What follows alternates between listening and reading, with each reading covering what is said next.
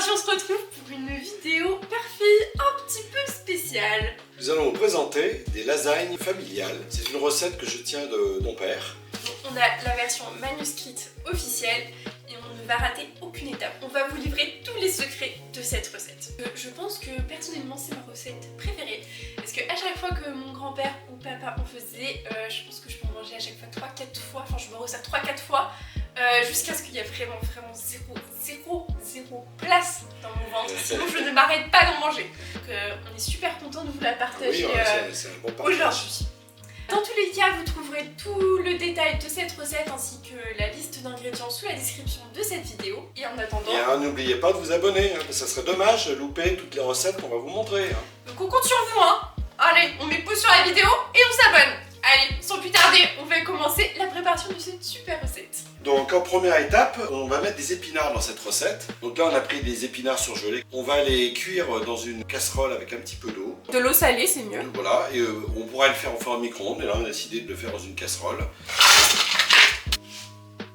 Hop là.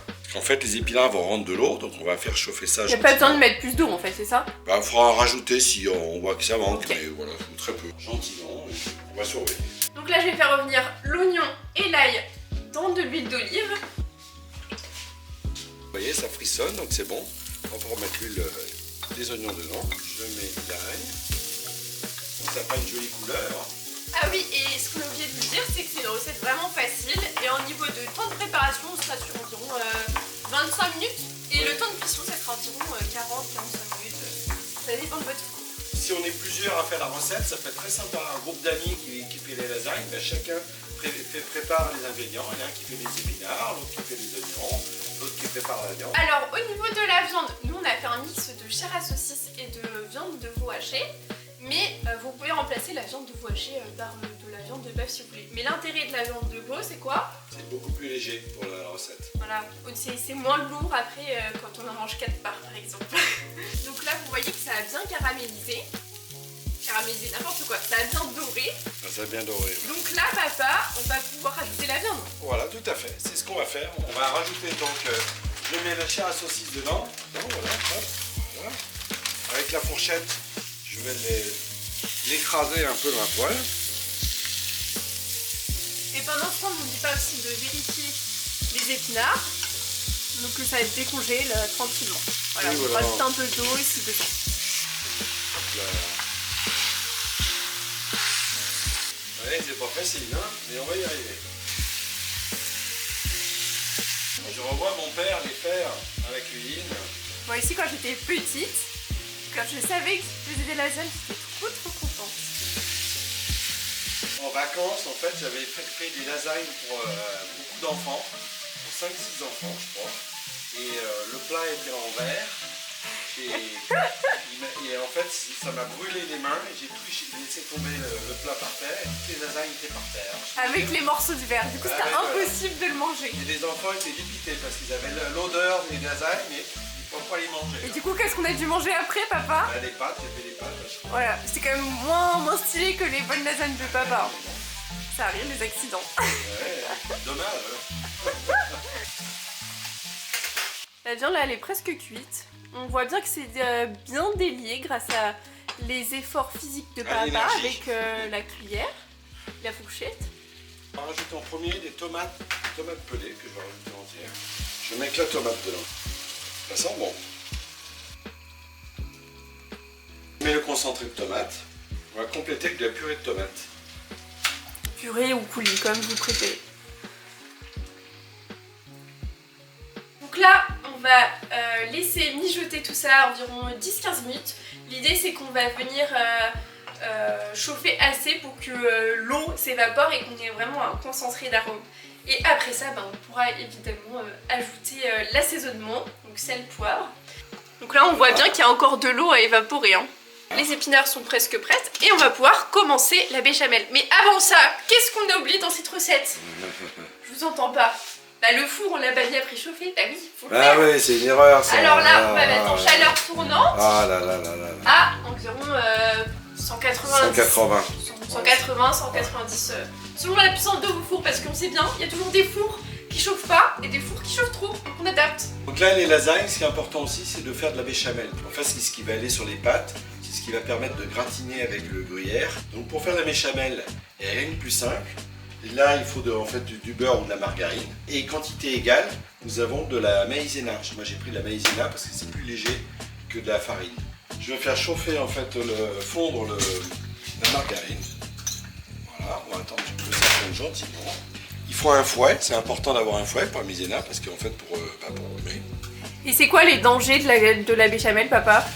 Les dangers de la béchamel? Qu'est-ce que tu appelles les dangers? Les grumeaux. Ah oui, les grumeaux, si, les grumeaux, oui, bien sûr. Donc parce que là, du coup, l'ordre d'une béchamel, c'est le beurre. Ensuite, on va rajouter la farine. Mais on oublie un truc, le lait. Et le lait. Et oui, le lait. Donc là, je vais rajouter la maïzena, la margarine. Parce que la margarine, elle est fondue. Voilà. La maïzena, il faut savoir quand même c'est de la farine de maïs. Hein, parce que on porte le nom maïzena, mais c'est de la farine de maïs. Donc là, l'idée, c'est que la marga soit bien liée Absorbe, à la farine. Ça fasse une sorte de pâte un peu. Voilà, c'est ça, c'est le cas de le dire. Et quand ça fait une pâte, il faut attendre un petit peu que ça... Après, ça doit la dessécher un petit peu. Voilà, ça doit cuire, on doit cuire un peu. Voilà. Donc le lait, nous, on fait au pif. Mais bon, vous pouvez mesurer aussi votre lait. On vous mettra les quantités théoriques. Mais de toute façon, c'est adapté selon la texture. Si on veut quelque chose de plus onctueux, un peu plus fluide, c'est comme on préfère. Donc là, au début, on en met juste un tout petit peu de lait. Pour délier tout, voilà. Enfin, c'est vrai que la béchamel, c'est le basique du cuisinier, quoi. Tout le monde doit savoir faire une béchamel. On tourne un petit peu aussi la sauce tomate de temps en temps. Ah oui. Après, je rajoute du lait.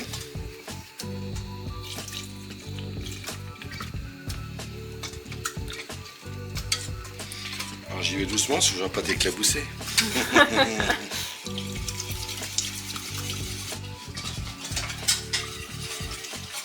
Là, les épinards, faudrait peut-être s'en occuper, papa, quand même.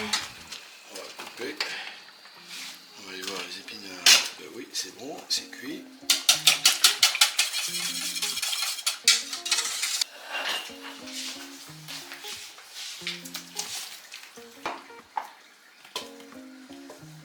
Donc on a pris des épinards en branche aussi. Hein.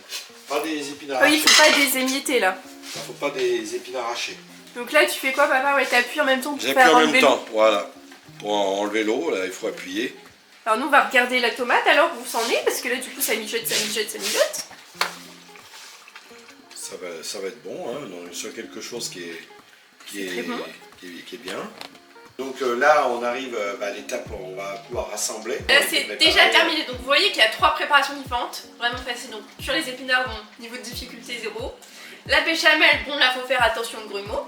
Et après, la sauce tomate, en vrai, il y a juste à assembler les ingrédients et à laisser mijoter un petit peu pour essayer d'enlever un peu l'eau et que ça soit un peu plus onctueux, on va dire. Donc c'est juste les 3 seules choses qu'il y a à faire pour cette recette. C'est ça. Et puis une difficulté finale, c'est qu'en fait, c'est vrai que les ingrédients, on connaît à peu près le volume voilà, de la préparation. Mais c'est vrai qu'en finale, ça foisonne un petit peu. Et donc, ce qui fait que des fois, on a la difficulté de trouver le plat qui va s'ajuster juste pour les lasagnes. Parce qu'il ne faut pas que ça soit trop plat. Pour pouvoir faire des couches. Ça soit haut quand même. Voilà, ouais. donc il faut un plat qui soit le plus adapté. Donc nous on a je sais pas combien de plats, donc à chaque fois c'est là. Alors attends, ce plat là on fait telle recette dans ce plat là telle autre recette parce que c'est pas les mêmes quantités tout ça. Donc là c'est un peu le jeu de chercher le bon plat idéal. C'est ça. Donc on va essayer de pas se tromper, hein, donc on va trouver. Ouais, on va changer d'angle de caméra pour vous montrer le montage. Place maintenant à l'étape importante du montage. Donc là, d'après Papy, il y a tous les étages qui sont indiqués à respecter. Oui. Donc, si on suit la recette, donc on va d'abord mettre une couche de sauce blanche. Et après cette sauce blanche, on va rajouter la sauce viande tomate. On suit scrupuleusement la recette, vous voyez. Voilà. Et là, on peut rajouter la feuille de lasagne. Ouais, on a la chance, on a un plat, c'est à peu près la largeur de la lasagne. Alors ensuite, d'après la recette, nous allons rajouter des épinards. Sachant qu'il n'y aura que 2 étages d'épinards, donc là on peut mettre la moitié des épinards. On va jeter un petit peu de béchamel quand même dessus. Une petite crotte, hein, c'est tout. Alors, c'est très très beau. Voilà, ensuite on va rajouter la feuille de lasagne. Moi je mets mes lasagnes là. Alors on met quoi ensuite, papa? Après, en fait, on va remettre de la viande dessus. Ok. Et là j'ai mis la viande. Ensuite il faut que je rajoute quoi? Alors, du gruyère un peu. Là, tu remets après une feuille de lasagne. Là je mets épinards. Là, tu mets épinards, ouais. C'est juste une petite lichette d'épinards. Ouais, mais c'est tout petit. Chaud. C'est chaud. Attention, là. Je vais avoir une brûlure aux épinards. Ah ouais, mince. Tu as rajouté de la sauce blanche. Petite lichette comme toi. Il faut que ça soit couvert. L'endroit où il n'y a pas les épinards, il faut qu'il y ait de la sauce blanche. Voilà, tu rajoutes de la viande. C'est une œuvre d'art hein, qu'on est en train de faire. Vous allez voir après cuisson ce que ça va donner. Hein. Tu vois, regarde, je tasse. Faut de la force pour tasser. Voilà, là je gagne des centimètres, tu vois. Ouais. Aïe. Voilà. Et là, Là, la dernière couche. là je mets toute la viande. Ah ouais, tu mets tout là, c'est le best-of.